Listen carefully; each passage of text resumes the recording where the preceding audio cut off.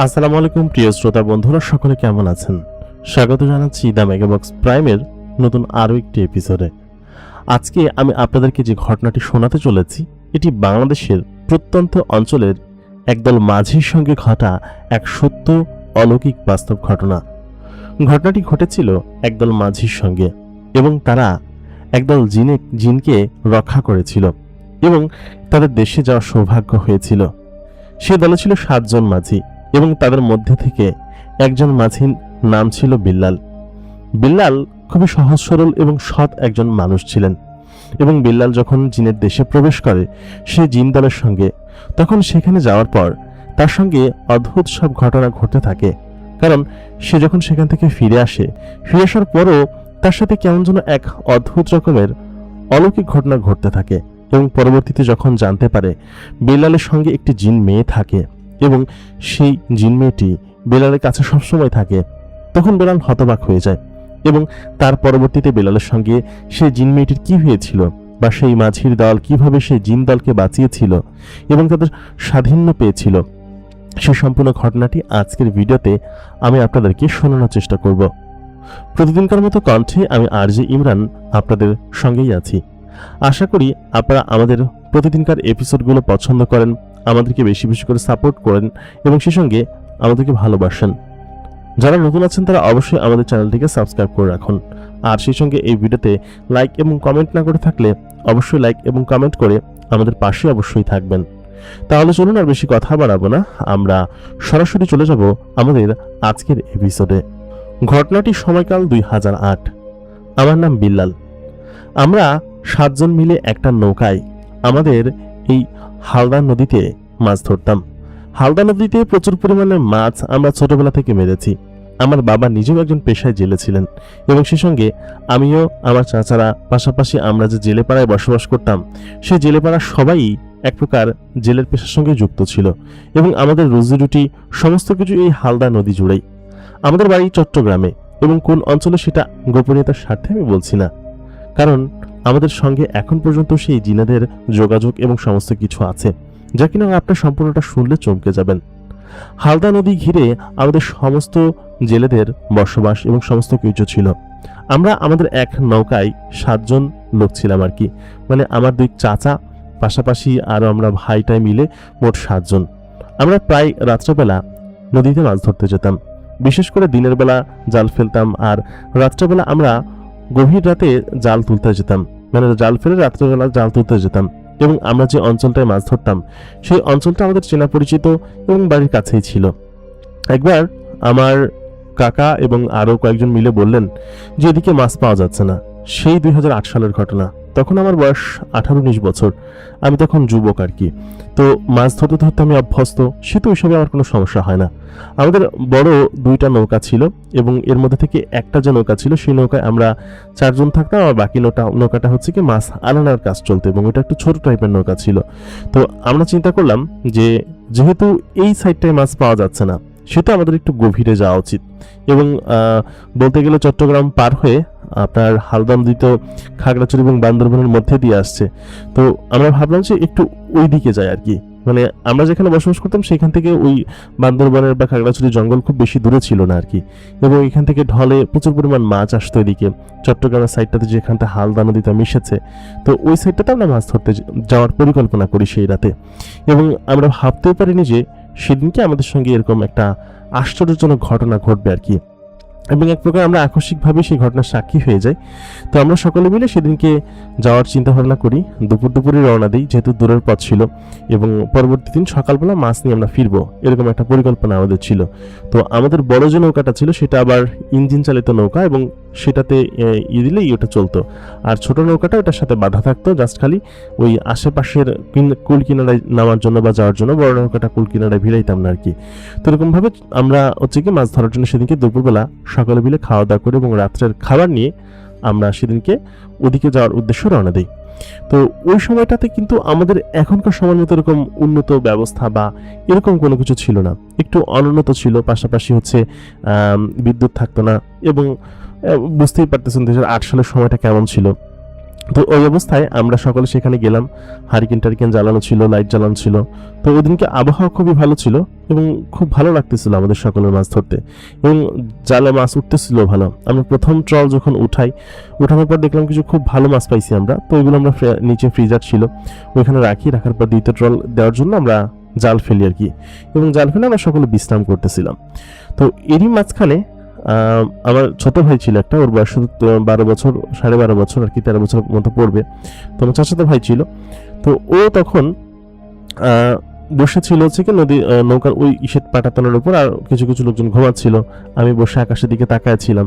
তো ও বিষয়টা প্রথমে খেয়াল করছে জঙ্গলের ওই পাশ থেকে প্রায় 7-8টা ঘোড়া আর কি, সাদা ধবধবে রঙের ঘোড়ার পিঠে ডানা আছে, জঙ্গলের মধ্যে থেকে উড়ে আসতেছে আর কি। উড়ে এসে সরাসরি পানির মধ্যে পড়লো, এবং পানির মধ্যে পড়ে ওটা পানির মধ্যে থেকে সেই ঘোড়াগুলো দৌড়াচ্ছে আর কি। একদল ঘোড়া ঝাঁক বেঁধে ওইদিকে চলে গেল আর কি। মানে এই পাশে নদীর এই পাশ থেকে নদীটা তো বিশাল, অনেক বড়, এই পাশ থেকে পাশ দেখা যায় না। তো নদীর উপর দিয়ে নাকি দৌড়ে যাচ্ছে। তো এই কথা ও প্রথমে দেখছে, এবং ওর উপর যারা বসে আছে তাদেরকে দেখতে একদম সাদা জুব্বা পরা, খুব কাছাকাছি ছিল, সাদা জুব্বা পরা, পাঞ্জাবি পরা, এবং মুখে বড় বড় দাড়ি, এরকমটা দেখছে তারা। তো ওরা তখন দিকে যাওয়ার পরে ও তখন জোরে চিৎকার দিয়ে উঠছে যে ও মিয়া ভাই এদিকে আসো, এমন মিয়া ভাই বলে ডাকতো। আমাদের এক ভাই ছিল, সকল মিয়া ভাই বলে ডাকতো নাকি। তো ওই কথা বলার পর সে দৌড়ে আসছে ভিতর থেকে। সে বলল কি হয়েছে? আমরা সকলে দৌড়াই গেছি। ও বললো কি যে এইখান দিয়ে সামনে দিয়ে এক ঘোড়া গেছে, এবং ঘোড়াগুলো ধবধবে সাদা ছিল, তারপর লোক বসেছিল, এবং নদীর উপর দিয়ে ঘোড়াগুলো গেছে। তো এই কথা যখন আমরা সকলে শুনলাম, ও তো পাগল বলতে শুরু করছে আমরা সকলে, কারণ পাগল ছাড়া আর কি নদীর উপর দিয়ে কখনো ঘোড়া যাইতে পারে নাকি। তো ওই কথা বলতে বলতে ওরা সবাই আমরা পাগল বলতেছিলাম যে তুই নিশ্চয়ই ভুল কিছু দেখছিস, উল্টাপাল্টা কিছু দেখছিস। তো ওই কথা বলার পর ও সত্যি সত্যি বলতেছিল না আমি দেখছি, এবং ওই কথা বলার সঙ্গে সঙ্গে আমাদের সামনে দিয়ে প্রায় 4-5টা ঘোড়াগুলোর আকৃতি হচ্ছে গিয়ে বিশাল আকৃতির, মানে একটা ঘোড়া হাতির সাইজের সমান, এত বড় ঘোড়া, তারপরে 7-8 ফুট লম্বা লোক বসে আছে, এবং প্রায় 20 থেকে 30টা ঘোড়া ওই নদীর উপর দিয়ে দৌড়ে যাচ্ছে আর কি। তো এরকম জিনিস দেখলে অবশ্যই ভয় লাগার কথা সকলেরই। তো আমরা সকলে দেখে খানিকটা ভয় পেলাম, কারণ ভয় পাওয়া মানে প্রচন্ড পরিমাণ, মানে একজন মুতে দেওয়ার মতো অবস্থা, এরকম ভয় আর কি। এবং আমাদের মধ্যে থেকে একজন মুরব্বী লোক ছিলেন, তিনি বললেন যে এরকম সাধারণত চলাফেরা করে জিনেরা, এবং জিনেরা এরকম ভাবে নদীর উপর দিয়ে যেতে পারে, উড়তে পারে। তো এর আগে যে আমার ছোট ভাই যেটা বলছে ওইটা আমরা বিশ্বাস করি নাই কেউ। তো এই অবস্থা ওরা যখন যাওয়ার পরে খুব দ্রুত গতিতে নদীটা পার হয়ে যায়, খুব দ্রুত গতিতে, এত দ্রুত গতিতে মানে বিমানও পার হইতে পারবে না এরকম, মানে হাওয়ার গতিতে পার হয়ে যায়। আমরা জাস্ট খালি এক ঝলক দেখছি। তো দেখার পর ওরা ওইদিকে চলে গেল। আমরা তো ভয় পেয়ে তখন নৌকাটা ঘোরাইতে শুরু করলাম, জালটা বাঁধা তখন নৌকার সাথে, জাল ফেলে তো যাওয়া যাচ্ছে না, জাল আমাদের রুজি। আমরা তখন নৌকাটা এক কিনারায় ভিড়াইলাম আর কি, কিনারে বলতে এক সাইডে আর কি, সাইডটাতে তো সব জঙ্গল থাকে। তো এক গাছের তলায় গেলাম, বিশাল বড় একটা গাছ, সেই গাছের তলায় আমরা নৌকাটা সাইড করে রাখছি, জাল কিন্তু তখনও পাতা। তো ওই অবস্থায় আমি আসলে কি করবো বুঝে উঠতে পারতেছিলাম না, কাকারা সবাই ভয় পেয়ে আছে, এবং ওনারা শিওর যে এরা জিনের এরকম চলাচল করে। তো পরে কাকা বললো কিছু সমস্যা হবে না, ওরা চলে গেছে, ওরা আর আসবে না। তো ওদের মধ্যে যেরকম বাকবিতণ্ডতা বা যুদ্ধ চলতেছে বা ধরা চলতেছে, এটা তো আমরা বুঝতে পারি নাই। আমরা নৌকা আবার নদীর মাঝখানে নিয়ে আসি, নদীতে ভালোই স্রোত ছিল, জাল টেনে উঠাবো ওই মুহূর্তে। তো হঠাৎ করেই আমি দেখলাম যে আমি এবং সকলে দেখছে যে সাদা যে ইয়েগুলো ছিল, ঘোড়াগুলো ছিল, সাদা মুরব্বী ঘোড়াগুলো ছিল, ওরা তখন খুব দ্রুত গতিতে আমাদের নৌকার কাছাকাছি আসে, এবং ঠিক আমাদের নৌকার কাছে এসে থেমে যাওয়ার পরে আমাদেরকে ওইখান থেকে একজন মুরব্বী লোক বলে, মুরব্বী লোকটার সম্পূর্ণ শরীর সাদা এবং গা চকচক করতেছে, এই পরিমাণ সাদা জুব্বা পরা, পাগড়ি পরা, তারপরে দেখতে একদম পুরো হাফেজের মতো আর কি, মাওলানাদের মতো। তোমাদের মধ্যে একজন ওই ঈশ্বরপুর থেকে নৌকার উপর নেমে আসলো। আমরা তো সকল ভয় একদম অস্থির। তো ওই মুরব্বী লোকজনের মধ্যে থেকে একজন মুরব্বী লোক বললেন যে দেখেন, আমরা আসলে খুব বিপদে পড়েছি, আমাদের পেছনে একদল খারাপ জিন লেগেছে, যারা কিনা আমাদেরকে মারতে চায় বা মেরে ফেলতে চায়, এক প্রকার ওরা পেলে আমাদেরকে মেরে ফেলবে। তো আমরা মক্কা থেকে আসতেছি, আমরা মক্কায় গিয়েছিলাম ওইখানে, এবং আমরা এখন বাড়িতে ফিরতেছিলাম, কিন্তু যাত্রাপথে খারাপ জিনেদের সম্মুখীন হয়ে যায়, ওরা আমাদের শত্রুপক্ষ। তো শত্রুপক্ষ আমাদেরকে ক্ষতি করতে চায়। তো যার কারণে আমরা আপনাদের এখানে কিছুক্ষণের জন্য আশ্রয় নিতে চাই। মানুষের কাছে সাধারণত জিনেরা আসে না, বা খারাপ জিনেরা আসার সুযোগও পায় না। তো সেহেতু আপনাদের কাছে থাকলে আমার মনে হয় যে ওরা আমাদেরকে আর খুঁজে পাবে না, আমাদেরকে একটু আশ্রয় দিন, আমরা ফজরের আজান হলে চলে যাব এখান থেকে, আপনারা নিরাপদে থাকেন। তো ওই কথা বলার পর আমার কাকা বা ওরা তো কেউ করতে দিবেন ওনাদেরকে যে না আপনারা চলে যান। তো লোকগুলোকে দেখে ভালো মনে হচ্ছিল এবং ভালো টাইপের জিন আর কি ওরা। তো আমি তখন বললাম কাকা ওনাকে দেখে তো ভালো মনে হচ্ছে, উনি যে জিন সেটা আমরা বুঝতে পেরেছি, কিন্তু ওনারা তো বিপদে পড়েছে, বিপদে পড়ুক সেটা আশরাফুল মাকলুকাত হোক অথবা জিন জাতি হোক, বিপদে পড়লে তাদেরকে রক্ষা করতে হয়, এটা তো আমরা শিখেছি তাই না। তো সে অনেক কথাবার্তা কাটাকাটির পরে আমি আমার যে কক্ষ ছিল যেখানে আমি ঘুমাতাম, আমাদের নৌকায় কিন্তু কক্ষ থাকতো একটু, আমরা 3-4 জন ঘুমাতাম, তো ওইখানে আমি ওনাদেরকে নিয়ে যাই। তো ওনারা বলে কি যে আমাদের লুকানোর জন্য এতটুকু রুমই যথেষ্ট, এর থেকে বড় রুমের দরকার নাই, যদি একটা ছোট্ট বিন্দু রুমও হতো সেখানে আমরা লুকাইতে পারতাম, কোনো সমস্যা নেই। তো ওনারা জাস্ট করে দেখলাম ঘরের ভিতরে ঢুকলো আর কি, যে ঘর আমি যে ঘরে থাকতাম ওনারা আমরা 3জন লোক 3টা চকি পাতা সেখানে ঘুমাইতাম আর কি। কিন্তু ওনারা এই 7-8 জন লোক পাশাপাশি 7-8টা ঘোড়া ওর ভিতরে কিভাবে আটলো আমি জানি না, তবে ওর ভিতরে ওনারা একদম চুপচাপ বসে আছে, বাইরে থেকে দরজাটা লাগাই দিলাম। এবং মাছের টলার যেহেতু, এদিকে ওই জিনারা ভুলেও আসবে না কারণ গন্ধযুক্ত টলার। তো আমরা তখন টলারটা সাইডে চাপাইছি আর কি। ওইদিনকে আমাদের ওই ফার্স্ট ট্রলে যে মাছগুলো পাইছিলাম ওই মাছগুলো খুবই সীমিত অল্প ওইগুলোই ছিল। এবং পরবর্তীতে আমি বললাম কিছু কাকা নৌকা ভিড়াও, নৌকা আমাদের বাড়ির দিকে নিয়ে চলো, জালের জায়গা থাক, আমাদের কিছু করা নাই, জাল কালকে এসে নিয়ে যাবে, কিন্তু ওই লোকগুলোকে বাঁচাইতে হবে, ওনারা বিপদে পড়ছে, ওনাদেরকে যেভাবে বাঁচাইতে হবে। তো কথা ব্যাপার আমার কাকা তো কোনোভাবে মানবে না, বলছে যে সমস্ত কিন্তু তোর উপর দিয়ে দিব। তো আমি বললাম আচ্ছা ঠিক আছে কাকা, সেরকমটা যদি হয় তাহলে আমরা সেরকমই করবো আর কি। তো এই অবস্থায় আমরা তখন রাত প্রায় 2:30 বাজে নৌকাটা আমরা আমাদের ইসের দিকে, স্রোতের সাথে সাথে আমাদের বাড়ির দিকে চট্টগ্রামের দিকে হচ্ছে গিয়ে করতে শুরু করলাম, স্পিড দিতে শুরু করলাম। তো যাচ্ছিল, তো যাওয়ার পথে আমি দেখলাম সেই কালো জিনগুলো, যে জিনগুলো মূলত হচ্ছে গিয়ে আমাদের পিছু নিচ্ছিল আর কি। ওরা বুঝতে পারছে কোনোভাবে যে আমাদের সঙ্গে কিছু একটা আছে। তো ওরা আমাদের নৌকার চারপাশে আসমানের উপর দিয়ে চারপাশে এরকম ঘুরতেছিল আর কি। ওই রাত্রেবেলা খুবই ভয়ঙ্কর একটা রাত ছিল, আমার ছোট ভাইও ভয় পেয়েছিল খুব, ওকে ঘরের ভিতরে রেখা হয়েছিল এবং আমরা খালি আল্লাহ আল্লাহ করতেছিলাম, আমরা খালি আয়াতুল কুরসি পড়তেছিলাম যে আল্লাহ এই যাত্রায় বাঁচায় দাও, এই সমস্ত খারাপ জিনদের হাত থেকে বাঁচায় দাও, আমরা তো বিপদে পড়ছি, এখন ওনারাও তো বিপদে পড়ছে, যার কারণে আশ্রয় দিছি, আল্লাহ বাঁচায় দাও। তো হয়তো আল্লাহর হাত ছিল মাথার উপরে, দোয়া ছিল, যার কারণে আমরা ওই যাত্রায় ওই খারাপ জিনেদের হাত থেকে বেঁচে যাই। এবং যাওয়ার আগে আমরা যখন আমাদের এই ফজরের আজান আমাদের কানে আসলো, কানে আসার সময় পরে হচ্ছে আমরা জাস্ট শুনলাম যে 2টা কথা, যে এই যাত্রায় তোরা বেঁচে গেলি, তোদের কাছে আল্লাহর রহমত এবং দোয়া ছিল, যার কারণে তোদের কাছে আমরা যাইতে পারি নাই, তবে আর কোনোদিন যদি সুযোগ পাই তোদের সব কটাকে দেখে ছাড়বো, তোরা ওকে বাঁচাইলি না, দেখে ছাড়বো তোদের সব কটাকে। এবং গাড়ি বহর সহ সেই ঘোড়াগুলো আসমানে হঠাৎ করে মিলাই গেল। এবং আমরা যখন আমাদের বাড়ির কাছাকাছি আসলাম আমাদের নদীতে, আসার পরে আমাদের যে ট্রলারটা ছিল, ট্রলারটা যাইতে পারতেছিল না, মানে প্রচণ্ড গতিতে রেস দেওয়া হচ্ছিল ট্রলারে, তেল প্রচণ্ড পরিমাণ খাচ্ছিল এবং কালো ধোয়া বের হচ্ছিল, কিন্তু ট্রলার কোনোভাবে সরতেছিল না, মানে কোনোভাবে সে ট্রলার সরে না আর কি। আর জাল তো সাথে করে টেনে টেনে নিয়ে আসছি, অটোমেটিক্যালি টেনে টেনে আসছে, সাধারণত এরকমটা হয় না যে জাল এরকম এত দূর থেকে টেনে নিয়ে আসা এই নৌকায় অন্তত পক্ষে আনতে পারবে না, কিন্তু ওই জালগুলো আমাদের সঙ্গে সঙ্গে চলে আসছে, অনেক অনেক বড় জাল। আসার পরে আমরা যখন আমাদের বাড়ির কাছাকাছি আসি, আসার পরে ওই মুরব্বী লোকগুলো দেখলাম যে ধোয়া আসে না, ধোয়ার মতো করে ওইখান থেকে চলে গেল এবং বললো আপনাদের সঙ্গে পরবর্তীতে আমাদের সাক্ষাৎ হবে, আপনারা বাড়িতে যান, নিরাপদে বাড়িতে ফিরে যান। তো ওই অবস্থায় আমাদের জালগুলো যখন আমরা টেনে তুলতেছিলাম, সকাল হয়ে গেছে তখন, ওনারা তো চলে গেছে। সকালবেলা যখন আমরা জালগুলো টেনে তুলতেছি, তোলার সময় ভাই আমি আমার জীবনে কোনোদিন জালে এত মাছ দেখি নাই, মানে মাছে পুরো জাল জড়াই গেছে, কোনো একটা জায়গা ফাঁকা নাই। এবং ওই জাল টেনে তুলতে আমাদের আরও কয়েকটা বোট, ফিশারি বোট ছিল যারা আশেপাশে, যারা আমাদের সঙ্গে ফিশিং করতো, ওই সমস্ত লোকজনদেরকে ডাকতে হলো। এবং ওরা দেখলো কি যে আমাদের যে বড় জাল, বিশাল বড় জাল, সেই সম্পূর্ণ জালটা এত পরিমাণ মাছ উঠছে, আমাদের নৌকাতে ভরছে, আমাদের নৌকায় পুরো জাল তুলতে পারি নাই, পাশাপাশি আরো 3-4টা নৌকা আমাদের নেওয়া লাগছে ওই আশেপাশে যারা করতো আর কি। এবং সম্পূর্ণ মাছ ছাড়াইতে, এবং সেদিনকে আমরা প্রায় কয়েক টনের উপরে মাছ পাইছিলাম, কয়েক টন, যা কিনা আমাদের মাছ ধরার ইতিহাসের জীবনে কোনোদিন পাই নাই। এবং এটাও জিনেদের জন্য পাইছিলাম, আমরা সেটা বিশ্বাস করতাম। তো তারপর ওই কথা তো আর কাউকে বলি নাই, আমরা আমাদের সাধ্যের মধ্যেই ছিল যে আমরা যেন এই ঘটনা কাউকে না বলি, এটা আমাদের মধ্যে ছিল আর কি।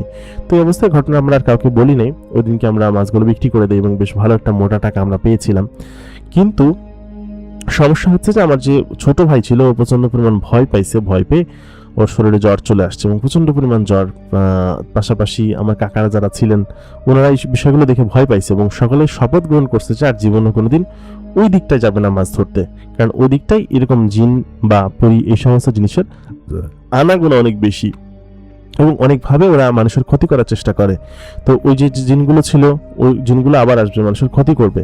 তো এই অবস্থায় আমরা বাড়িতে গেলাম। বাড়িতে যাওয়ার পরে আমার ভাইয়ের ছোট ভাই যে ছিল ওর তো শরীরে জ্বরের অবস্থা একদম বিচ্ছিরি খারাপ অবস্থা জ্বরে, পাশাপাশি ও তো একদম পুরো ফিট হয়ে পড়ছে। আর আমার অন্য চাচারা যারা ছিল ওরা আমাদের সঙ্গে ট্রলিংয়ে যাবে না আর কি, ফিশিং করতে যাবে না। তো এই অবস্থায় আমাদের 3 থেকে 4 দিন সময় মাঝখানে কাটছে। কাটার পরে আমরা সকলেই হচ্ছে গিয়ে ওই দিনকে বাজারে বসেছিলাম এবং আমরা করতেছিলাম আর কি, আমাদের ঘটনাগুলো রিকল করতেছিলাম যে যদি বড় কোনো বিপদ হয় ওই জিনগুলো তো আমাদের হুমকি দিয়ে গেছে, যদি জিনগুলো আবার ফেরত আসে, খারাপ জিনগুলো আমাদের যদি করে, তোর ছোট ভাইয়ের জ্বর তো সারতেছে না, নিশ্চয়ই ও কোনো কিছুর আচরণ হয়েছে। তো কবিরাজের কাছে নিয়ে যাওয়া হয়েছিল, তখন কবিরাজ ওকে ওষুধ টষুধ দিছে, বলছে যে ঠিক হয়ে যাবে আর কি। তো 4-5 দিন কেটে যাওয়ার পর ঠিক হচ্ছিল না, সুস্থ হচ্ছিল না আর কি। তো এই অবস্থায় যখন 4-5 দিন কেটে যায় আর কি, আমরা সকালে রাত্রেবেলা আমাদের গ্রামের দক্ষিণ সাইডের চায়ের দোকানে বসে আমরা গল্প করতেছিলাম এবং আমাদের বাড়ি একই জায়গায় ছিল, যেহেতু জেলেপাড়ায় থাকতাম আমরা, তো একই জায়গায় ছিল। ওই অবস্থায় আমরা ওইখান থেকে বাড়িতে আসি একসঙ্গে। তো একসঙ্গে আমরা হেঁটে আসতেছিলাম 5 জন, আর 2 জন ছিল না আর কি। তো এই অবস্থায় 5 জন আমরা যখন আসতেছিলাম আমাদের দক্ষিণ পাড়ার পুরো বটগাছটার কাছে যখন আমরা আসার পরে প্রায় 3 থেকে 4টা ঘোড়া, সাদা ঘোড়া, ধবধবে সাদা ঘোড়া আসমানের উপর থেকে আমাদের দিকে ভেসে আসতেছে। তো যখন ওই ভেসে আসাটা আমরা দেখি, আমরা এক একজন এক এক দিকে দিক বিদিক ছুটতে থাকি বা ভয়ে দৌড়াইতে থাকি। তা আমি ছুটি নাই, আমি এক জায়গায় দাঁড়াইছিলাম। তো এই অবস্থায় আমি যখন সেখানে দাঁড়াই থাকি আমার উপর আমার সামনে একটা ঘোড়া এসে দাঁড়ায়, আর বাকি 3-4টা ঘোড়া ওদেরকে ধরতে গেছে আর কি। তো ওরা ভাবছে যে আজকে ওদের অবস্থা শেষ, ওদেরকে আজকে মেরেই ফেলবে বা একদম শেষই করে ফেলবে এরকম একটা অবস্থা। তো এই অবস্থায় তখন আমাদেরকে যখন এক জায়গা করা হয়, এক জায়গা করার পরে সেখান থেকে একজন প্রায় লম্বা একজন ব্যক্তি নামেন, তার মুখে লম্বা কালো দাড়ি, পুরুষ ইয়াং জিন আর কি। তো তিনি নামার পর বলেন কি যে আপনারা ভয় পাচ্ছেন কিসের জন্য, আপনাদেরকে আমাদের সর্দার নিয়ে যেতে বলছেন এবং আপনারা সম্ভবত আরো 2 জন মিসিং আছেন, ওই 2 জনকেও আমরা সাথে করে নিয়ে যাব, আপনারা চিন্তা করবেন না, আপনারা আমাদের সঙ্গে চলেন, আমাদের সর্দার আপনাদেরকে ডেকেছেন, আপনাদের ভয় পাওয়ার কোনো কারণ নেই। আর আমাদের সর্দার আপনার প্রতি কৃতজ্ঞতা প্রকাশ করেছেন, আপনাদের প্রতি, যে আপনারা তাদেরকে সেদিনকে রক্ষা করেছিলেন। তো এই কথা শোনার পর আমি বুঝতে পারলাম যে ওনারা আসলে কোনো ক্ষতি করার জন্য আমাদের কাছে আসে নাই। আর এটাও বললেন যে আপনারা এরকম বাইরে ঘোরাফেরা করলে আপনাদের বিপদ আছে, আজকে যদি এখন আপনাদেরকে আমরা না নিয়ে যাই, বাড়িতে আপনারা ফিরতে পারবেন না, খারাপ জিনগুলো আপনাদেরকে মেরে ফেলবে আর কি, ওরা আপনাদের মারার জন্য উৎপত্তি আছে আর কি, সুযোগ পেলেই মেরে দেবে। তো এই কথা বলার পর আমরা তখন ভয়ে বললাম আচ্ছা ঠিক আছে। তো আমাদেরকে ওই বড় একটা প্রায় 8টা ঘোড়া সম্বলিত একটি গাড়ি বহর আমাদের সামনে আসে পড়লো আর কি, আসমানের উপর থেকে পড়ার পরে ওই গাড়ি বহরে করে আমাদের সকলকে নিয়ে যেতে লাগলো এবং আমরা সকলে গাড়ির উপর উঠলাম। ওঠার পরে খানিকটা সময় মাটির উপর দিয়ে চললো এবং কিছুক্ষণ বাদে মনে হচ্ছিল শূন্যের উপর দিয়ে গাড়িটা চলতেছে, মানে এক প্রকার শূন্যতে ভেসে যাচ্ছে আর কি। তো এই অবস্থায় আমি নিচের দিকে একবার তাকানোর চেষ্টা করি, তো তাকাইতে পারি নাই, কারণ নিচে কিছু দেখা যাচ্ছিল না, সম্পূর্ণ অন্ধকার ছিল, কিন্তু সাদা সাদা মেঘ বোঝা যাচ্ছিল এবং খুব ঠান্ডা ছিল পরিবেশটা, এবং বোঝা যাচ্ছিল যে আমরা আসমানের উপর দিয়ে উড়ে যাচ্ছি, অনেকটা উপর দিয়ে উড়ে যাচ্ছি। তো এর মাঝখানে একজন লোক বাইরে থেকে আমাকে বললেন বাইরের দিকে তাকায়েন না, বাইরে তাকালে ভয় পাবেন, আপনারা এখন এমন জগৎ দিয়ে যাচ্ছেন যেটা মানুষের কল্পনার জগৎ থেকে অনেকটা দূরে বা বাইরে, আমরা যে জগতে বসবাস করি সেখানে যাচ্ছেন। তো এই অবস্থায় গাড়িটা চলতে শুরু করে, চলার পরে খানিকটা পরে আমি দেখলাম কিছু বাইরেটা একদম সলক হয়ে গেছে, পরিষ্কার হয়ে গেছে, অন্ধকারটা আর নেই। আমরা তো রাত্রে 8টা-9টার দিকে বাড়িতে ফিরতেছিলাম, কিন্তু এই জায়গাটা একদম সম্পূর্ণ সলক হয়ে গেছে, পরিষ্কার হয়ে গেছে। তো গাড়িটা মাটিতে নামলো আর কি। মাটিতে নামার পর যখন গাড়ি থেকে আমাদেরকে নামানো হলো, ওই ঘোড়ার গাড়িটা থেকে আর কি, নামানোর পরে আমরা দেখতে পেলাম যে সম্পূর্ণ পাথরের একটা পথ, পাথর দিয়ে তৈরি, মানে এখনকার ট্রেডিশনাল ওয়েতে যেসব রাস্তাঘাট তৈরি করে ওরকম কোনো পিচ ঢালা রাস্তা না, সম্পূর্ণ পাথর দিয়ে তৈরি, 2 পাশে সুন্দর ফুল গাছ লাগানো, আর চারিদিকে বিশাল বড় বড় ফুলের বাগান, আর সামনে অনেকটা দূরে বিশাল বড় এক মহলের মতো জায়গা। সেই ওইখানে নামার পর সেই পাথরের রাস্তা খানিকটা সামনে গিয়ে আমরা সেই মহলের সামনে গিয়ে দাঁড়ালাম এবং দূর দূরান্তে শুধুমাত্র মেঘ আর মেঘ ছাড়া কিচ্ছু দেখা যাচ্ছিল না, মানে পায়ের নিচেও মেঘ, মাথার উপরেও মেঘ, চারিপাশে মেঘ, মনে হচ্ছিল আমরা এমন একটা জায়গায় দাঁড়ায় আছি যে চারিদিকে শুধুমাত্র মেঘ দিয়ে ঘেরা, কিচ্ছু দেখা যাচ্ছে না, শুধুমাত্র এই সুন্দর গাছপালা, এই সুন্দর বড় সাদা রঙের প্রাসাদটা, আর কিচ্ছু না। আমরা যখন সেখানে গেলাম, আমরা 5 জনই ছিলাম, এর মাঝখানে একজন অলরেডি তখন সেখানে এসে দাঁড়াইছে। ও হঠাৎ করে আচমকা আমাদের সামনে চলে আসছে, আর আমার যে ভাই ছিল ওকে অলরেডি ওদের এখানে এনে রাখছে আর কি। তো রাখার পর আমাদেরকে তিনারা স্বাগতম জানানোর জন্য ঘরের সামনে আমাদেরকে আসতে বললেন। আমরা সেখানে আসলাম এবং লাল গালিচায় ফুল দিয়ে শুভেচ্ছা বরণ করে আমাদেরকে প্রাসাদের ভেতরে নিয়ে যাওয়া হলো। বিশাল বড় প্রাসাদ, এবং হেঁটে যেতেই প্রায় 2 মিনিট লাগবে এরকম একটা অবস্থা, একদম রাস্তার মাথা থেকে সামনে পর্যন্ত হেঁটে যেতে। তো যাওয়ার পরে আমাদেরকে সেখানে একটা বড় বসার রুমে বসতে দিল, এবং খুব বড় বসার রুম, সেখানে বসলাম আমরা। খুব নরম গদির উপর আমরা বসলাম। বসার পরে সেইখানে আমাদেরকে নাস্তা দেওয়া হলো। মানে এত প্রকারের নাস্তা এর আগে আমি জীবনে কোনোদিন দেখি নাই। প্রায় 7-8 পদের ফল ছিল, তারপর মিষ্টি ছিল, তারপর মাংস, মাছ, কি নেই সেখানে মানে বলে বোঝানো যাবে না। এক একজন যাচ্ছে থালি রাখতেছে চলে যাচ্ছে, এক একজন আসতেছে থালি রাখতেছে চলে যাচ্ছে। এদের মধ্যে থেকে মালিকা টাইপের কিছু মেয়ে ছিল যাদের মুখে জালিওয়ালা নাকাব দেওয়া, তাদের চেহারা বোঝা যাচ্ছিল না, তবে দেখে বোঝা যাচ্ছিল খুব সুন্দরী তারা। এবং ওই অবস্থায় সকল খাবারগুলো রাখলেন। রাখার পর আমাদেরকে বললেন খাবার শুরু করুন, কিছুক্ষণের মধ্যেই আমাদের সর্দার এখানে আসবেন এবং আপনাদের সঙ্গে কথা বলবেন। তো এই অবস্থায় আমরা সেখানে বসে খাওয়া শুরু করি সবে মাত্র। তো এই অবস্থায় গেট দিয়ে একজন বড় মুরব্বী লোক প্রবেশ করেন, প্রায় 7 ফুটের মতো লম্বা, মুখে সাদা দাড়ি এবং জুব্বা পরা, মাথায় পাগড়ি পরা। তিনি প্রবেশ করলেন এবং তার সঙ্গে করে তার সাথে তার স্ত্রী এবং তার কন্যা, ওরাও গিয়ে মুখে এরকম জালি টাইপের নাকাব পরা। ওরা তখন ঘরের ভিতরে প্রবেশ করলো একই সঙ্গে আর কি। তো প্রবেশ করার পরে উনি আমাদের সামনে বড় একটা সিংহাসনের টাইপের চেয়ার ছিল, সেখানে বসলেন।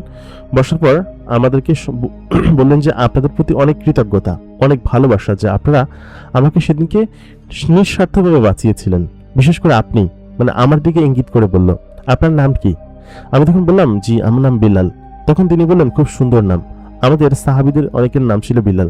বিশেষ করে আমাদের যে সর্বপ্রথম আজানদার প্রচলন করেন যে বিলাল, কালো বিলাল যে ছিল। তো ওই কথা বলার পর আমি তখন বললাম কি যে জি, সেইখান থেকে আমার নামকরণ করেছিলেন আমার দাদিজান। তো তখন তিনি আমাকে দেখে খুব খুশি হয়ে গেলেন এবং বললেন যে বেলাল, তোমার প্রতি আমি খুব খুশি এবং তোমাদের সকলের প্রতি আমি বেশ খুশি। বরঞ্চ তোমরা আমার যে উপকার করেছো সেই উপকারের প্রতিদান তোমাদেরকে আমি কোনোদিন দিতে পারবো না, তবে তোমরা আমার অতিথিশালায় এসেছো, আমাদের অতিথি আপ্যায়ন গ্রহণ করেছো, এটা আমাদের জন্য অনেক বড় কিছু। এবং আমি চাই যে তোমরা আজকের পর থেকে অন্তত পক্ষে ভালো থাকো, কারণ এরকম স্বাধীন্য সকলের হয় না। তোমরা হয়তো সারা জীবন জেলের পেশায় কাজ করেছো, মাছ ধরেছো, বা এটা তোমাদের একটা পেশা ছিল। তো সেই পেশা থেকে আমাদের সঙ্গে তোমার দেখা, আমাদেরকে বাঁচিয়েছো। আসলে মূলত আমরা সেদিনকে মক্কায় গিয়েছিলাম, আমরা হজ করতে গিয়েছিলাম। তো সেই রাতে আমরা আমাদের কাফেলা নিয়ে ফিরছিলাম আমাদের বাড়িতে। তো ফেরার পথে আমাদের সব থেকে বড় যে শত্রুপক্ষ, ওদের সঙ্গে দেখা হয়ে যায়, আস্তে আস্তে আচানক দেখা হয়ে যায়, এবং ওরা দলগতভাবে ছিল আর কি। ওরা সম্ভবত কোনো একটা জায়গায় গিয়েছিল। তো ওইখান থেকে ওদের সঙ্গে আমাদের দেখা হয়ে যায়, এবং ওই জায়গাটা ওরা আমাদেরকে মারার জন্য খুঁজতে থাকে আর কি। এবং শেষমেশ তোমরা আমাদেরকে বাঁচাও আর কি, যেখানে আমাদের জন্য অনেক কিছু আর কি। তো এর মাঝখানে ওনার স্ত্রী যে তিনি বলে উঠলেন যে সত্যি কথা, তুমি আমার স্বামীকে আমার কাছে ফিরিয়ে দিয়েছো তোমরা, বরঞ্চ তোমাদের প্রতি আমরা খুব কৃতজ্ঞ, এবং যখন যা প্রয়োজন হবে অবশ্যই কিন্তু আমাদেরকে জানাবে। এবং আমাদের তরফ থেকে তোমার জন্য, তোমাদের সকলের জন্য উপহার রইল, এবং এই উপহারগুলো তোমরা অবশ্যই গ্রহণ করবে। এবং সকলের সামনে প্রায় 3টা করে থালি রাখা হলো, থালির উপর লাল কাপড় দিয়ে ঢাকা।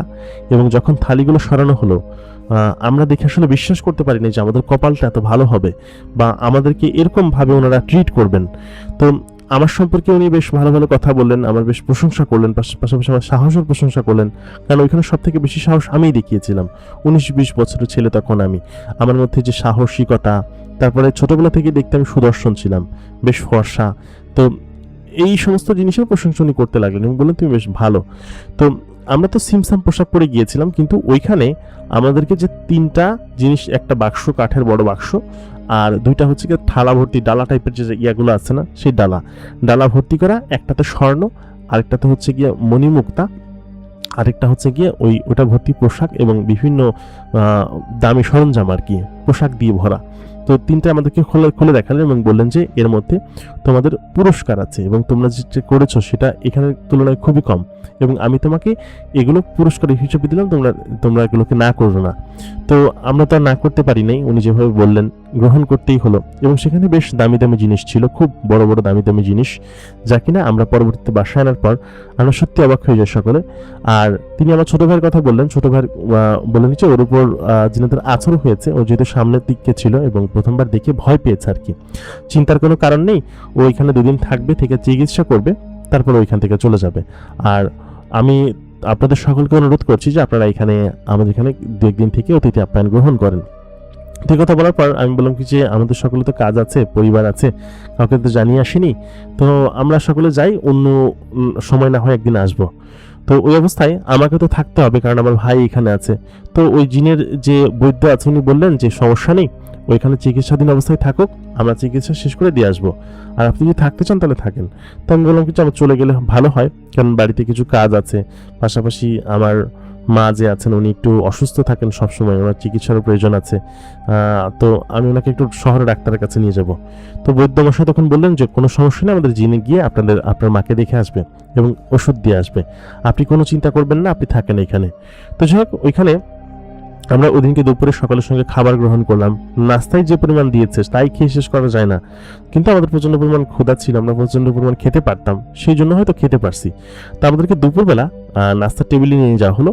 তো ওদের মধ্যে থেকে ওই যে সর্দারের মেয়ে এবং সর্দারের হচ্ছে স্ত্রী, তিনারা তিনজন ওইখানে ছিলেন। তো এবং থাকাকালীন সময় সর্দারের মেয়ে যেন বারবার আমার দিকে তাকাচ্ছিল আর কি, এবং উনি হচ্ছে হুসনে মালিকা আর কি।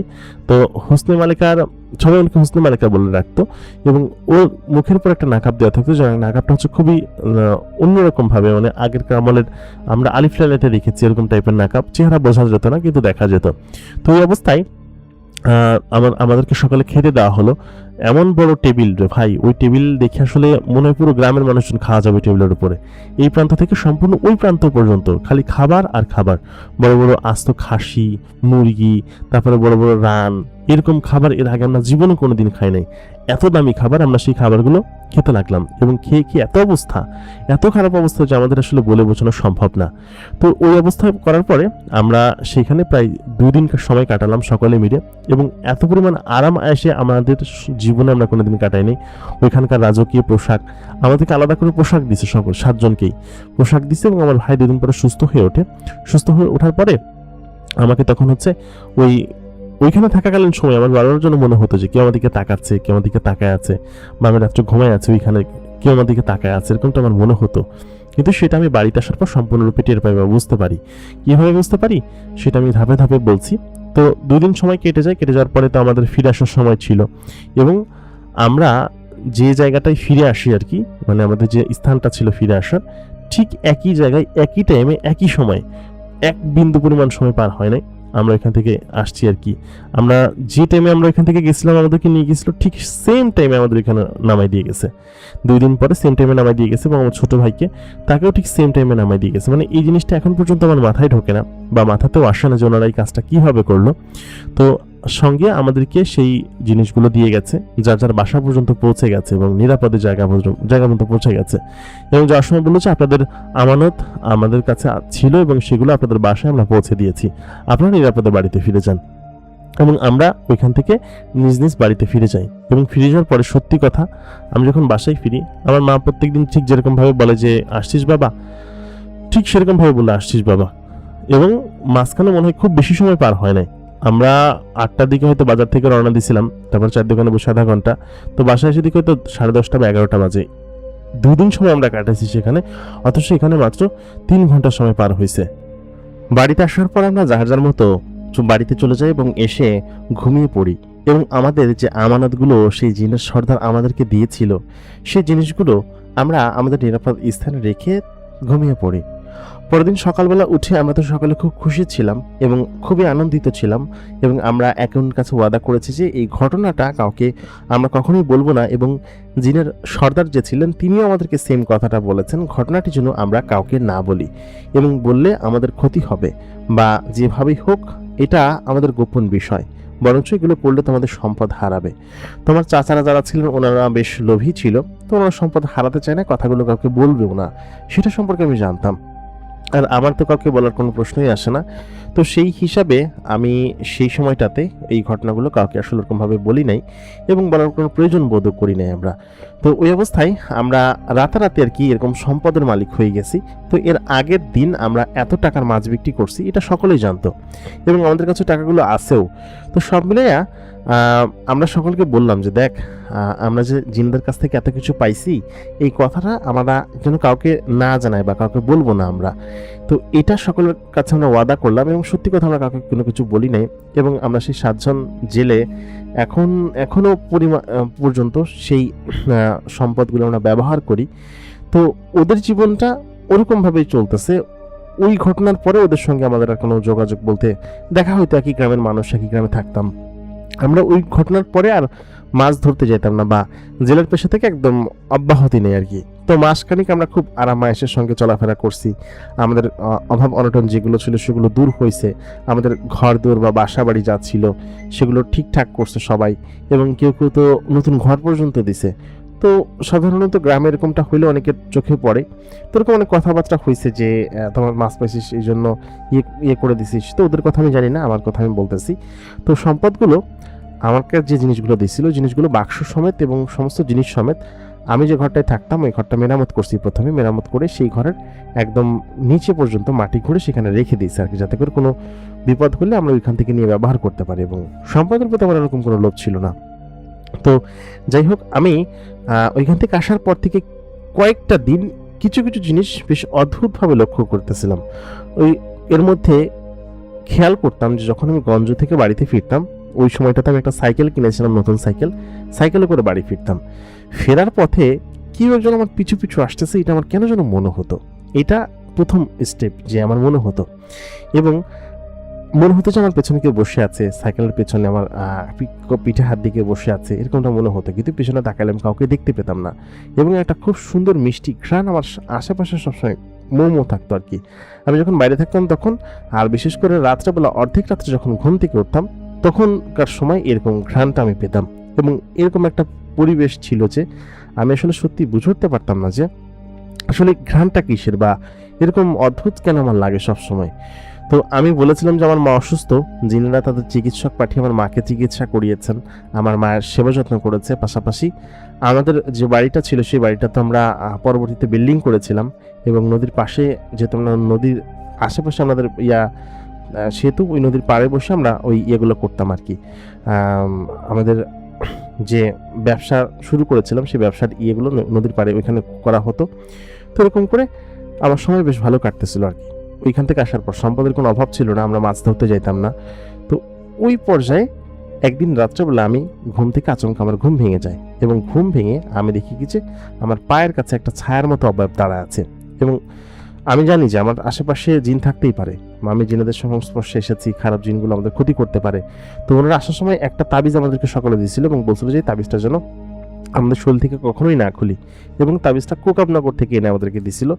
তো ওইটা আমরা সবসময় পড়ে থাকতাম, যার কারণে ওই খারাপ জিনটা আমাদেরকে কোনোদিন ক্ষতি করতে পারে নাই। তো এই অবস্থায় ওদিনকে আমি যখন ওঠার পর এরকম একটা জিনিস যখন আমি দেখার পর সঙ্গে সঙ্গে আমি ভয় পেয়ে যাই, এবং ভয় পেয়ে উঠে একটা চিৎকার মতো দিই, কিন্তু আমার গলা দিয়ে কোনো শব্দ বের হচ্ছিল না। আমি দেখতে পেলাম সেই ছায়াটা জানালা দিয়ে একটা ধোঁয়ার মতো হয়ে কুণ্ডলি পাকিয়ে আলোর মতো হয়ে বেরিয়ে গেল। এবং এটা যখন আমি খেয়াল করলাম তখন সত্যি সত্যি আমি প্রচণ্ড পরিমাণ ভয় পেয়ে গেছিলাম, এবং ভয়ে আমি পুরো কি করবো কিছু বুঝে উঠতে পারতেছিলাম না। এর পরের দিনকে আমার শরীরে প্রচণ্ড পরিমাণ জ্বর চলে আসে, এবং প্রথম দিন তো জ্বর এরকমভাবে কাতরাই। রাত্রেবেলা আমার আম্মা আমাকে বৈদ্যর বাড়িতে নিয়ে যায় আর কি। বৈদ্যর বাড়ি বলতে আমাকে চিকিৎসালয়ে নিয়ে যায়। আমাদের এখানে একজন কবিরাজ ছিলেন, কবিরাজের কাছে নিয়ে যেত। তো নিয়ে যাওয়ার পরে ভ্যানে করে নিয়ে যাচ্ছিল। তো যখন ভ্যানে করে নিয়ে যাচ্ছিল আমি তো পেছন দিকে বসেছিলাম। ওই অবস্থায় আমি দেখতে পাই যে একটা জিনিস আমাদেরকে উড়ন্ত অবস্থায় আসতেছে, এবং সেটা ডানা সাপটাতে উঠতে উঠতে আমার কাছে আসতেছে। এবং ওইটা দেখে তখন আমি আরও বেশি ভয় পেয়ে যাই, এবং আমাকে তখন সেখানেই নামানো হয়। আমাকে আর কবিরাজ বাড়ি নিতে পারে নাই, কারণ প্রচণ্ড পরিমাণ উথাল পাথাল করতে থাকি আমি। এবং কিছুক্ষণ বাদে শান্ত হয়ে একদম ঠিকঠাক, কোনো জ্বর নেই, কিচ্ছু নেই, একদম কোনো কিচ্ছু নেই বলে কিন্তু আমি ঠিক হয়ে গেছি, কোনো সমস্যা নেই আমার। তো আমার মা ওরকমটা দেখে বলে কি যে আবার কেমন রোগ, 2 দিন ধরে জ্বরে বিছানা থেকে পিঠ সরাইতে পারতেছিস না, এখন আবার একটু পাগলামি করলি, উঠে দাঁড়াইছিস, একটু একটু তো জ্বরে হাতই দেওয়া যাচ্ছে না তোর শরীরে, এখনই অবস্থা কেন? তো আমি তখন বললাম আমি ঠিক হয়ে গেছি, বাড়িতে চলো। তো আমাকে তখন বাড়িতে নিয়ে আসলো। আমার জেদের কারণে কবিরাজ বাড়িতে প্রায় কবিরাজের গ্রামে ঢুকেও আমরা সেখানে যাইনি, আমার সাথে সাথে আবার ভ্যান ঘুরে চলে আসছি আর কি। তো আসার পরে ওদিনকে থেকে আমি কেমন যেন অদ্ভুত আচরণ করতে লাগলাম, অদ্ভুত আচরণ বলতে আমি নাকি রাত্রেবেলা কারোর সঙ্গে কথা বলতাম এবং একা একা কারোর সঙ্গে কথা বলতাম। কার সঙ্গে কথা বলতাম আমি নিজেও জানি না, ঘুমের মধ্যে আমি অদ্ভুতভাবে কারোর সঙ্গে কথা বলতাম।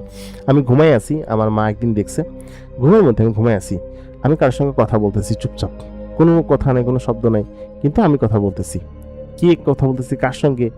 আমার মা মনে করছে যে ঘুমের ঘরেতে কারোর সঙ্গে কথা বলতেছি, কিন্তু যখন দেখলো বিষয়টা তীব্রতর, একটা না কথা বলেই যাচ্ছি, মানে ঘুমের মধ্যে মানুষ একটা দুটো ওয়ার্ড বলে, ঘন্টার পর ঘন্টা কথা বলে যায়, সেটা আমি বলতাম। কিসের জন্য বলতাম, কেন বলতাম আমি জানি না। তো এই অবস্থা করে এরকম করে প্রায় আমাকে ডাক্তার কবিরাজ দেখানো হয় বেশ কিছু। তো বলে কি যে ঠিক হয়ে যাবে, ঠিক হয়ে যাবে, কোনো সমস্যা নেই, ঠিক হয়ে যাবে। তখন তো টাকা পয়সার তখন অভাব ছিল না, ভালো ডাক্তার কবিরাজ দেখাইছি বলে ঠিক হয়ে যাবে। কিন্তু ঘটনা যে এটা এটা আমি জানতে পারি হচ্ছে কি পূর্ণিমার রাত্রের তিথিতে, সে ওই দিনকে হচ্ছে গিয়ে কি বলে সবে বরাতের রাত ছিল আর কি, সবে বরাতের রাতে আমরা নামাজ পড়তে যেতাম মসজিদে। তো ওই সময়টাতে একটা ছিল, সবে বরাতের রাতে মিলাদ হইতো আমাদের ইসে। তো সবে বরাতের রাত ছিল, আমরা মসজিদে নামাজ পড়ার জন্য দল বেঁধে সকলে গেছি আর কি, আমাদের এলাকার মসজিদে যেতাম আর কি। তো রাত্রে তখন 10:30 কি 11টা বাজে, আমরা নামাজ পড়তেছি সকলে মিলে, বন্ধু বান্ধব যারা ছিল ওরা ছিল। আর ওই সময়টাতে এরকম এই আমেজগুলো ছিল আর কি, 2008 সালের শেষের দিকে আর কি, মানে হচ্ছে যখন রোজার মাসটা যখন আসে আর কি, ওই টাইমটাতে। তো ওই টাইমটাতে আমরা মসজিদে নামাজ পড়তেছি, রাত 12টার কাছাকাছি হবে।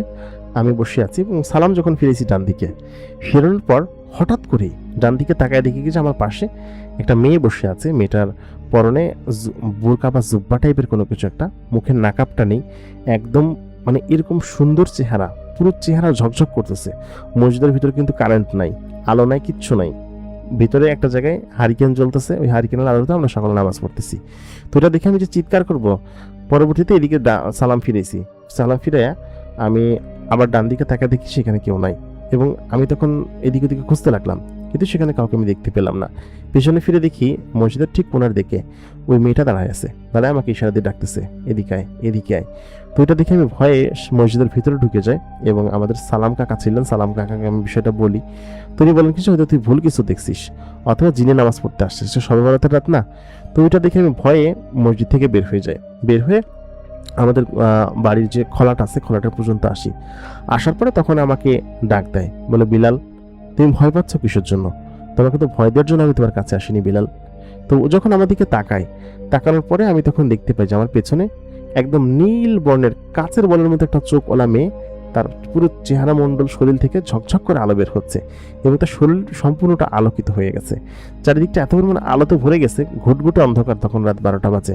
ওই ঘুটঘুটে অন্ধকারের মধ্যে পুরো জায়গাটা একদম সলক হয়ে গেছে, এত পরিমাণ আলো যে আমি সেদিকে তাকাইতে পারতেছিলাম না ওই মেয়েটাকে দিকে তাকিয়ে।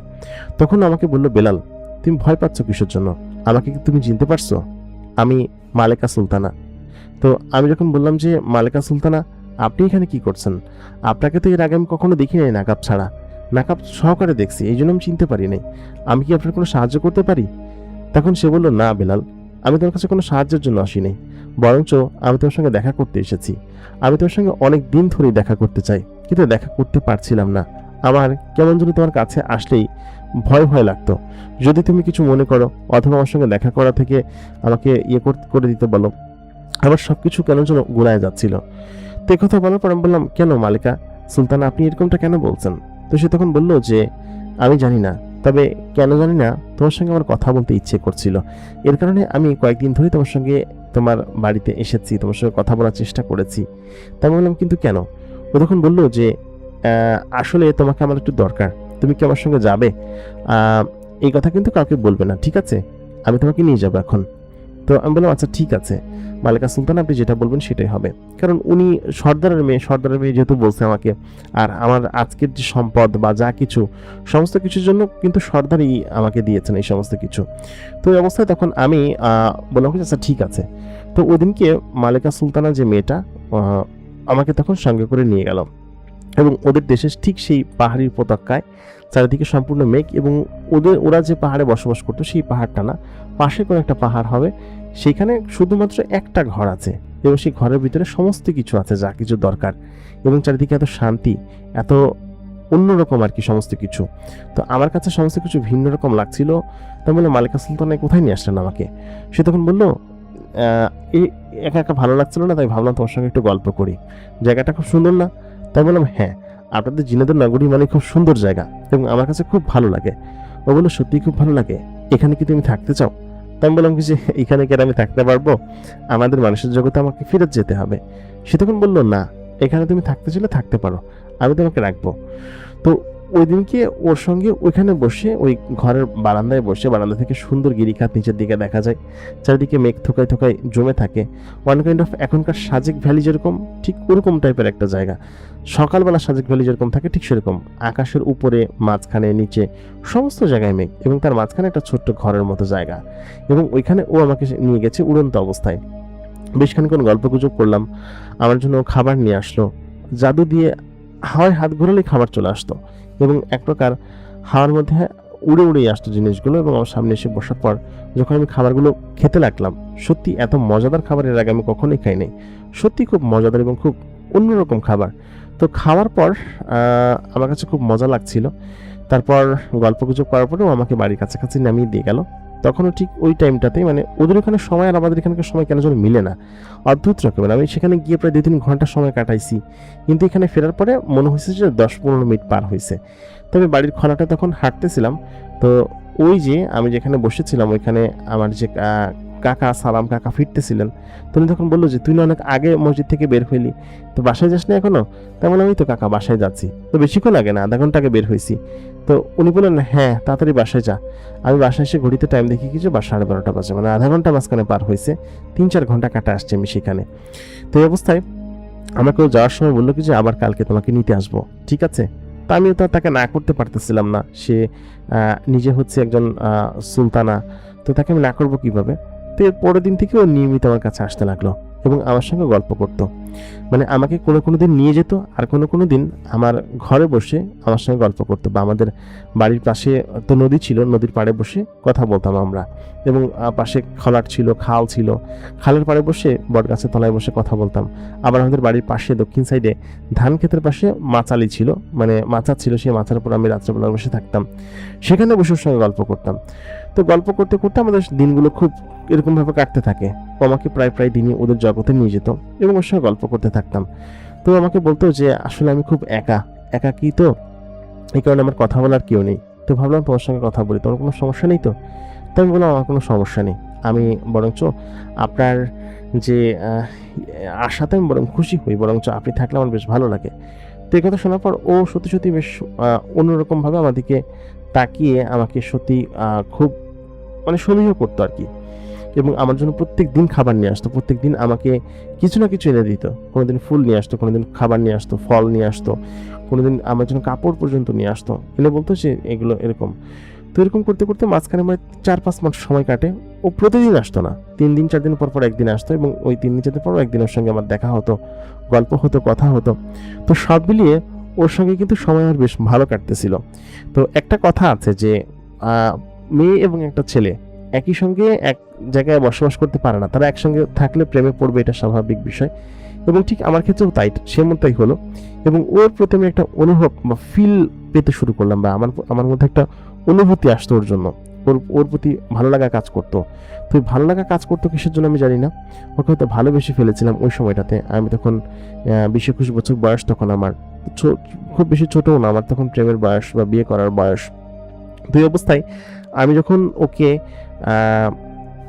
ভালোবেসে ফেললাম আর কি, ওই অবস্থাটা তো ওরকম বলতে পারতেছিলাম না। ও একজন মালিকা সুলতানা, এত বড় একজন জিন সর্দারের মেয়ে, এরকম জিন সম্রাটের মেয়ে, তো তাকে আমি বিষয়টা কিভাবে জানাই বা কিভাবে বলি যে তাকে আমি ভালোবাসি, এটা তো আমি তাকে বলতে পারতাম না। তো এরকম করে মাঝখানে আরও 3-4 মাস সময় কাটে। ও যখনই আসছে তখন আমার খুব ভালো লাগতো এবং এই ভালো লাগার অনুভূতি আসলে আমি ব্যক্ত করতে পারবো না কোনোভাবে, কোনো কিছুতেই ব্যক্ত করতে পারবো না। তো সত্যি কথা বলতে গেলে ওর সঙ্গ আমার কাছে খুব ভালো লাগতো, ওর সঙ্গে থাকতে ভালো লাগতো, ওর প্রতি যে ভালো লাগাটা কাজ করতো সেটা আসলে অন্যরকম ছিল। তো একদিন আমি ওর কাছে বসে আছি, ওদের জগতেই একটা সুন্দর মাথার উপরে সেখানে খুব গদি দেওয়া আর কি বসে আছি। তো তখন আমাকে বলল যে, আচ্ছা বিলাল, আমাকে তোমার কেমন লাগে? এর মাঝখানে 2 দিন কিন্তু আমি ওদের বাড়িতে গেছি, আঙ্কেলের সঙ্গে আমার দেখা হয়েছে, যে সর্দার ছিলেন তিনি আমাকে খুব স্নেহ করতেন। তা বললাম আমাকে বেশ ভালো লাগে। তো তখন সে বললো যে আমার আব্বাজানও কিন্তু তোমাকে খুব ভালোবাসে, তুমি কি সেটা জানো? তাই বললাম যে হ্যাঁ আমি জানি, এবং উনি আমাকে বেশ আদর করেন, আমি সেটা জানি। তো এই কথা বলার পর সে আমাকে বললো যে, আচ্ছা বেলাল, তুমি কি আমাকে পছন্দ করো? আমি মেয়ে হিসেবে কেমন, অনেক সুন্দরী না, অনেক ভালো না? তো আমি তখন বললাম যে হ্যাঁ, তুমি অনেক সুন্দরী, অনেক ভালো, লক্ষ্মী, খুব সুন্দর একটা পরী মেয়ে, এবং তোমার মতো সুন্দরী মেয়ের আগে আমি কখনো দেখি নাই। তো সে আচমকা আমাকে বলে ফেললো যে, আচ্ছা আমাকে কি তোমার ভালো লাগে? তো বললাম হ্যাঁ, খুব ভালো লাগে। তো তখন সে বললো কি যে, তাহলে তুমি আমাকে ভালো লাগার কথা কেন বলো না? তাই আমি বলি কি যে, ভালো লাগার কথা আবার কিভাবে বলবো, মানে ভালো লাগে তাই ভালো লাগে। তো তখন বললো যে, আচ্ছা ঠিক আছে, তোমার যদি এরকমই মনে হয় তাহলে আমি তোমাকে একটা কথা বলবো, কথাটা তুমি যদি করতে পারো, উপলব্ধি করতে পারো, তাহলে তুমি আমার সঙ্গে যেও। আর এটা তোমাকে বুঝতে হবে, বিষয়টা হচ্ছে আমি আসলে কিভাবে বলি, আমি তোমাকে ভালোবাসি। তো এই কথা যখন আমি শুনলাম, শোনার পর আমার কানকে আমি বিশ্বাস করতে পারতেছিলাম না। আমিও ওকে ভালোবাসি, কিন্তু এরকম ভাবে না যে ওকে আমি ভালোবাসতেই হবে, ওকে আমার বিয়ে করতে হবে, এই কথাটা আমি ওকে কোনোদিন বলতাম না। ততক্ষণে প্রায় আমাদের পরিচয় 1 বছর কেটে গিয়েছে। তো 1 বছরের মাথায় ও এরকম একটা কথা বলবে আমি কখনো ভাবতেও পারি নাই। ও প্রতিদিন কিন্তু আমার সঙ্গে আসতো না, মাসে 4 দিন 5 দিন 10 দিন এরকম দেখা হতো আমাদের সঙ্গে, কিন্তু এরকমটাও বলবে আমি কখনো ভাবতে পারি নাই। তো এই অবস্থায় আমি তখন বলি, কি বলছেন মালিকা সুলতানা, এটা কি সম্ভব নাকি? আপনি একজন বাদশার মেয়ে, আপনি একজন জিনিস সর্দারের মেয়ে, আপনার সঙ্গে কি আমার যায় নাকি? তো সে তখন বললো যে, দেখো এরকম কোনো বিষয় নাই, জিন সর্দার বা এটা ওটা বা এত বড় এই সমস্ত কোনো কিছু না, তুমি আমাকে ভালোবাসো কিনা সেটা আমাকে বলো। তা আমি তখন আমতা আমতা করে বললাম, বাসি, কিন্তু তখন বলে বাসো, এটাই আমার কাছে সব থেকে বড় বিষয়, কিন্তু কিন্তু করো না, কিন্তু বলে কোনো শব্দ নাই, তুমি আমাকে ভালোবাসো কিনা সেটা বলো। তো বললাম হ্যাঁ ভালোবাসি। সে বলে আমার আর কিছু দরকার নাই। তারপর আমার হাতটা টান দিয়ে ধরলো, ধরার পরে খুব দ্রুত গতিতে আসমানের উপরে মেঘের ভিতর দিয়ে উড়ে যেতে লাগলো, এবং উড়তে উড়তে কতটা পথ এসেছে আমি জানি না, কিন্তু খুব দ্রুত গতিতে উড়ন্ত অবস্থায় ঠিক ওই একই জায়গায় লাল গালিচার উপরে এসে আমি এবং ও দাঁড়ালাম। ও তখন আমার হাত ধরে আছে, হাত টানতে টানতে আমাকে প্রাসাদের ভেতরে নিয়ে গেল। নিয়ে যাওয়ার পরে আমাকে তিনি ওর বাবার সামনে গিয়ে দাঁড় করালো। তো ও তখন আমার হাত ধরে আছে, আমি হাতটা ছাড়ানোর চেষ্টা করতেছি, কিন্তু কোনোভাবে হাত উঠানোর চেষ্টা, আমাকে ছাড়তেছে না আর কি। এবং ও কিন্তু খুবই শক্তিশালী এবং লম্বা, আমার সমানই লম্বা, আমি 5 ফুট 11 ইঞ্চির মতো লম্বা, ও 5 ফিট 8 ইঞ্চির মতো লম্বা। মেয়ে হিসেবে ও থেকে খাটো আর কি, আরও অনেক লম্বা মেয়ে আছে জেনেদের জগতে। তো ওই অবস্থায় আমাকে তখন বললেন যে, আব্বা হুজুর, আমি আপনাকে একটা কথা বলতে চাই। তো উনি তখন দেখে বুঝতে পারছে যে আসল বিষয়টা কি, এবং আমি হাত ধরে আছি। তো ওই অবস্থায় তাকে বলেন যে, আব্বা হুজুর, আমি বিলালকে পছন্দ করি, এবং তুমি আমাকে বলেছিলে না যে আমি কাউকে পছন্দ করলে তুমি তার সঙ্গে আমার বিয়ে দিবে, তো আমি বিলালকে আমার জীবন সঙ্গী হিসেবে চাই, তো তুমি এখন কি বলো? তো তিনি তখন কিছুক্ষণ চিন্তা করলেন, আমার দিকে তখন তাকালো। আমি তখন না করতেছি, না আমি এরকম কোনো কিছু করি নাই। তো সে তখন বলল যে, তুমি যেহেতু পছন্দ করেইছো তাহলে তো আমার কিছু করার নেই, তবে আমার কিছু শর্ত আছে, শর্তগুলো তোমাকে মানতে হবে। কথাগুলো হচ্ছে, বেলাল একজন মানুষ আর কি, আর একজন মানুষের জীবনই খুব বেশি পর্যন্ত হয় না, সে খুব বেশি দিন পর্যন্ত বাঁচতে পারে না। তো তোমাকে এই শর্তটা মানিয়ে নিতে হবে যে তুমি খুব বেশি দিন ওর সঙ্গে থাকতে পারবে না, হয়তো ওর বয়স 50-60 বছর পর্যন্ত ও ইয়াং থাকবে, তারপরে বৃদ্ধ হয়ে যাবে, তারপর ওর সঙ্গে তোমার হয়তো থাকতে ভালো লাগবে না, সেটা তোমাদের ইচ্ছা বা তোমাদের ব্যাপার। আর দ্বিতীয় শর্ত হচ্ছে গিয়ে, তুমি এইখানে থাকবা, তুমি কখনো মানুষের জগতে যেতে পারবা না, এবং এটা আমার আদেশ বাণী, যেটাই বলো কেন, কারণ মানুষেরা খুব খারাপ হয়, এবং এর মাঝখানে তুমি যদি যাতায়াতের পথে কোনো জিনেদের কবলে পড়ে যাও, কারণ আমাদের সূত্র অনেক বেশি, সেটা কিন্তু আমি জানি, এবং এটা হচ্ছে তোমাকে মানতে হবে। আর বেলালকে এখানে থাকতে হবে, ও মানুষের জগতে যেতে পারবে, নিয়ম করে যেতে পারবে, সেটা ওর ইচ্ছা মতো যেতে আসতে পারবে, কিন্তু তুমি এখান থেকে যেতে পারবা না, এবং এখানে তোমাদের সংসার হবে। যদি এই শর্তটা মেনে নিতে পারো তাহলে তোমরা বিয়ে করতে পারো, আমার কোনো সমস্যা নেই, আজকেই তোমাদেরকে আমি বিয়ে দিয়ে দিব। তো এই কথা বলার পর আমি তখন কি করবো কিছু বুঝে উঠতে পারছিলাম না। ও তখন আমার দিকে তাকানোর পর বলো, তুমি আমার জন্য এটা করতে পারবে না, আমার সঙ্গে থাকতে পারবে না? তো বললাম কি যে দেখো সুলতানা, আমি আপনাকে অনেক বেশি ভালোবাসি, এটা খুব সত্য কথা, এবং আপনার জন্য আমি যে কোনো কিছু করতে পারি। তো সে তখন বললো যে আপনি আপনি করে নয়, তুমি তুমি করে বলো। এই 1 বছর তো আপনি আপনি করেই বললা, আমি তোমাকে কতবার বলেছি বলার জন্য, কিন্তু সেটা তুমি করো নাই। হয়তো আমাকে সম্মান করো বা রেসপেক্টের জায়গা থেকে, কিন্তু এখন আমি তোমার স্ত্রী হতে চলেছি, এখনও কি তুমি এই একই কথা বলবা? তো আমি তখন বললাম যে আচ্ছা ঠিক আছে, আপনি যেহেতু চাচ্ছেন তাহলে আমি ওরকমটা বলার চেষ্টা করবো এখন থেকে। তো ওদিনকে রাত্রেবেলা আমাকে খুব বড় একটা শেরওয়ানি পাঞ্জাবি টাইপের একটা জামা পরানো হয় আমাদের। আমি তো রাজি ছিলাম, এবং পরানোর পরে আমাকে সেখানে খুব সুন্দরভাবে সাজানো গোছানো একটা পরিবেশের মধ্যে বসানো হয়, খুব সুন্দর দামি জামা কাপড় পরানো হয়। তো তখন তো জিনেদের স্বাধীন নিয়ে আমি বড় হয়েছি, আমার বড়লোক হয়ে ওঠা, এবং আমি আমাদের বাজারে বড় ব্যবসা দিয়েছি, পাইকারি ব্যবসা, এবং ওই ব্যবসার জন্য তো আমার বাড়ি ঘরদোর হচ্ছে, টাকা পয়সা হচ্ছে, এটা তো আমি জানি। এবং আমাদের যে 7 জন জেলে ছিল প্রত্যেকেরই ভাগ্য কিন্তু পরিবর্তন হয়েছে, এবং তারা কিছু কিছু কোনো ব্যবসায় যুক্ত হয়েছে, তারা বড়লোক হয়ে গিয়েছে। এবং ওনাদের সাথে আমার তেমন একটা দেখা বা সাক্ষাৎ তখন পর্যন্ত হতো না আর কি, মাঝে মধ্যে হতো, যেহেতু আমরা একসঙ্গে আর মাছ ধরতে যেতাম না। তো এই অবস্থায় আমাকে তখন ওই দিনকে ওর সঙ্গে ধুমধাম করে বিয়ে দেওয়া হলো, এবং 2 জন মুরব্বী জিন ছিলেন যারা কিনা আমাদেরকে বিয়ে পড়িয়েছেন এবং আমাদেরকে দোয়া করিয়েছেন। দোয়া করে আমাদেরকে বাসর ঘরে পাঠানো হলো, যে বাসর ঘর আমাদের জন্য সাজানো হয়েছে, মানে রাতারাতি আর কি, সেকেন্ডের মধ্যে, জিনেদের জাদু শক্তির মাধ্যমে। তো তারপর সেখানে আমাদের বাসর হলো, এবং আমি সেখানে 2 দিন সময় কাটালাম। 2 দিন পরে আমি যখন বাড়িতে ফিরলাম, ফেরার পর আমি দেখলাম কি যে আমি যখন গিয়েছিলাম তার থেকে মাত্র 1 কি 2 ঘন্টা পার হয়েছে আর কি। এবং ওদের জগতের সময় আমাদের জগতের সময় আসলে মিলে না, খুবই অন্যরকম সময় এবং খুবই আলাদা সময় আর কি, এবং খুব ধীর গতিতে চলে, আর ওদের সময় চলে খুব ফাস্ট, অন্যরকম ফাস্ট চলে আর কি। তো এই অবস্থায় আমাদের বিয়ে হয়ে যায়। বিয়ে হয়ে যাওয়ার পরে আমি সেখানে যাই, এবং গিয়ে 3 দিন 4 দিন 5 দিন টানা কাটিয়ে আসি, এবং এখানে এসে দেখি কি যে মাত্র 1 দিন পার হয়েছে। তো এরকমটা হয় আর কি, এবং বা আধা বেলা বা এক বেলা পার হয়েছে সম্পূর্ণটা। তো এরকম করে আমার ওইখানে 2010 সালে হচ্ছে আমি বিয়ে করি এখানে। তো 10 সালের আগে আর কি, 9 সালের শেষের দিকে, এবং 10 সাল থেকে আমি এখানে থাকা শুরু করি, এবং তখন থেকে আমি এখানে আছি। এবং ওইখানে আমার 2টা সন্তান আছে, একটা ছেলে এবং একটা মেয়ে। ওদের গ্রোথ আমি দেখেছি যে ছেলেটা খুব খুব স্লোলি ওরা বড় হয় আর কি। এবং আমি প্রায় আজকে 16 বছর ধরে এখানে আছি, এবং 16 বছরে আমার ছেলে মেয়ের বয়স হচ্ছে 14-12-13 বছর, কিন্তু ওদেরকে দেখতে এখনো বাচ্চা লাগে। এবং ওরা বলেছে চীনেরা নাকি একটু দেরিতে গ্রোথ হয়, ওদের একটু দেরিতে বড় হয়। তো আমার যাতায়াত এখনো ওখানে আছে। তো আমাদের যে 7 জন জেলে ছিল, 7 জন জেলের ভাগ্যে কিন্তু একই জিনিস ঘটে নাই। তো আমাকে বাসর ঘরে ও আমাকে একটা কথা বলছিল, সুলতানা, যে তোমার সঙ্গে আমার কেন দেখা হবে, বা তোমার সঙ্গে আমি কেন দেখা করতে গেছি সেটা তুমি শুনবা না? তো আমি বললাম কেন? তো সুলতানা তখন আমাকে বললো যে তুমি যখন প্রথম দিন এখানে আসছিলা, প্রথম দিন আমার তোমার কথাবার্তা শুনে, তোমাকে দেখে, এবং আমার বাবাকে বাঁচিয়েছো, এই সমস্ত জিনিস দেখে তোমাকে কেন যেন একটু ভালো লাগে। ভালো লাগা বলতে মানে একটু ভালো লাগা কাজ করে, তোমার সঙ্গে কথা বলবো এই সুবাদে আর কি, তোমার সঙ্গে দেখা করতে চাই, তারপর তোমার সঙ্গে একটু একটু করে মিশি, তোমার সঙ্গে গল্প করি, এবং মানুষের সঙ্গে এরকম কখনো মিশি নাই বা গল্প করি নাই, সেই থেকেই তোমার প্রতি একটা ভালো লাগার সৃষ্টি হয়। তারপর থেকে তোমাকে ভালোবেসে ফেলি, তোমার সমস্ত গুণ মহব্বত এবং এই সমস্ত জিনিস না আমার জীবনে কেউ কখনো করে নাই, যার কারণে আমার তোমাকে খুব ভালো লাগে আর কি। তো তারপর থেকে তো ভালোবেসে ফেলেছি, এবং এভাবেই কিন্তু আমাদের সূচনা হয়েছিল, তুমি জানো কি না জানি না। তাই আমি তখন মালেকাকে বললাম, দেখেন সুলতানা, আমি প্রথম দিনই আপনাকে দেখে ফেলেছিলাম যখন এখানে এসেছিলাম, আপনার কক্ষর সামনে দিয়ে আমাকে জিনেরা নিয়ে আসছিল, আমি তখন আপনার দিকে তাকাই এবং আপনাকে প্রথম দিনই দেখে ফেলেছিলাম, এবং দেখে আমার খুব ভালো লেগেছিল।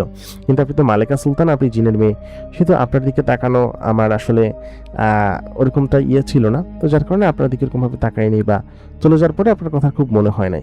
কিন্তু পরবর্তীতে যখন আপনার সঙ্গে মিশতাম, ভালোবেসে ফেললাম, তো তখনকার অনুভূতি ছিল অন্যরকম। তো ও আমাকে বাসর ঘরে কথাগুলো বলেছিল। তারপর থেকে এখন পর্যন্ত আমাদের ওরকমভাবেই চলছে, খুব ভালো আছি, আমরা সুখে আছি। এই কারণেই আমি আমার নাম পরিচয় বা আমাদের ওই গ্রামের 7 জন মাঝির নাম পরিচয় আমরা কখনোই বলবো না কাউকে, এবং এখন পর্যন্ত জানা না যে আমাদের সঙ্গে কি ঘটেছিল। সেই 1 ঝাঁক মাছ ধরে আমাদের শেষ মাছ ধরা ছিল। তারপর আমরা কখনো সমুদ্রে যাইনি, আমরা কখনো নদীতে যাইনি মাছ ধরার জন্য, কারণ আমাদের ভাগ্য তো পরিবর্তন হয়েছে অন্য জায়গায়। আমাদের নিয়তি আমাদেরকে সেখানে নিয়ে গিয়েছিল ওইখানে। তো এই ছিল হচ্ছে আমাদের আজকের ঘটনা। আশা করি আমাদের ঘটনাটি আপনাদের কাছে ভালো লেগেছে। ভালো লাগলে অবশ্যই লাইক করবেন, কমেন্ট করবেন, শেয়ার করবেন। সেই সঙ্গে আপনি যদি আমাদের এই চ্যানেল নতুন হয়ে থাকেন তাহলে অবশ্যই চ্যানেলটিকে সাবস্ক্রাইব করে পাশে থাকা বেল নোটিফিকেশন অন করে দিবেন, যাতে করে নতুন ভিডিওর নোটিফিকেশন সবার আগে আপনি আপনার ফোনে পেয়ে যান। দেখা হচ্ছে পরবর্তী এপিসোডে। ধন্যবাদ সবাইকে।